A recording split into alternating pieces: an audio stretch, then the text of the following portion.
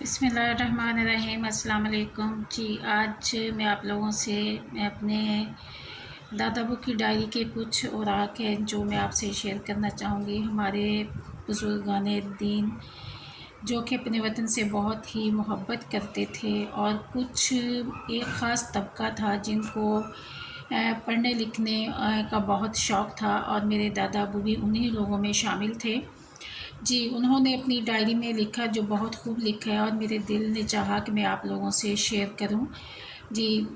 ان کی ڈائری کا ایک ورک ہے جس پر انہوں نے بہت ہی قیمتی باتیں لکھی ہیں۔ ٹاپک اس کا ہے ذرا سی دیر تو سوچیں۔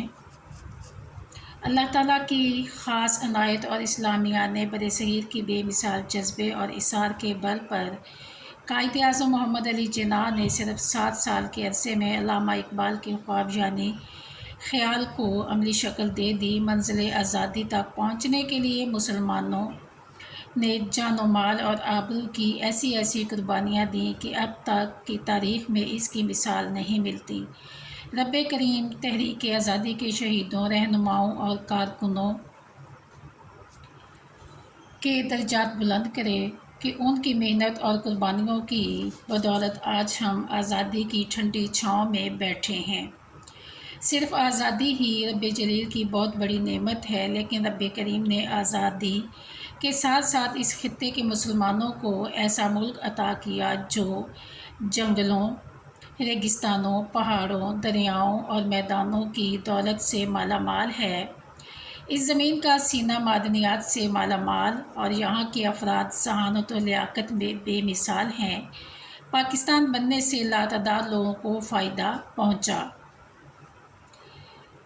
یہ عہدے، مرتبے، مراعات، سہولتیں، جائیدادیں سب کی سب اللہ تعالیٰ کی نعمت آزادی کی بدولت ہی ہمیں حاصل ہوئیں۔ اہل پاکستان کی اکثریت کو اس کا احساس ہے، لیکن زندگی کی دوڑ میں کسی نہ کسی وجہ سے پیچھے رہ جانے والے بدبخت اٹھتے بیٹھتے اس ملک اور اس قوم کو نشان تنقید بناتے رہتے ہیں۔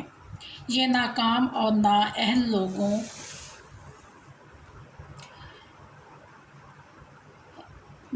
لوگ اس کے باوجود بھی اس ملک کی نعمتوں سے فائدہ اٹھاتے ہیں، اور ہاں، جن لوگوں کو اپنی حیثیت سے زیادہ مل گیا وہ دیار غیر کے گن گا کر اپنے وطن کو کم تر ثابت کرنے کی کوشش کرتے ہیں، حالانکہ ان کی شناخت پاکستان سے ہی ہے۔ یہ دونوں طبقے ذرا سوچیں کہ پاکستان نہ بنتا تو کیا ہوتا۔ پاکستان نعمت خداوندی ہے، اور اللہ تعالیٰ کی نعمت کا شکریہ ادا کرنے یا قدر نہ کرنے کی سزا بڑی سخت ہوتی ہے۔ اللہ تعالیٰ نے ہمیں اس سزا سے محفوظ رکھا اور اپنے شکر گزار بندوں میں شامل کیا، اور اللہ تعالیٰ سے دعا ہے کہ جو لوگ اس کی ناشکری کرتے ہیں اللہ تعالیٰ ان کو بھی شکر مند بنائے اور ان کو بھی اس سزا سے محفوظ رکھے، اور ہم جو کچھ بھی ہیں جہاں بھی ہیں ہم سب کو پیارے پاکستان کی محبت سے مالا مال کر دے۔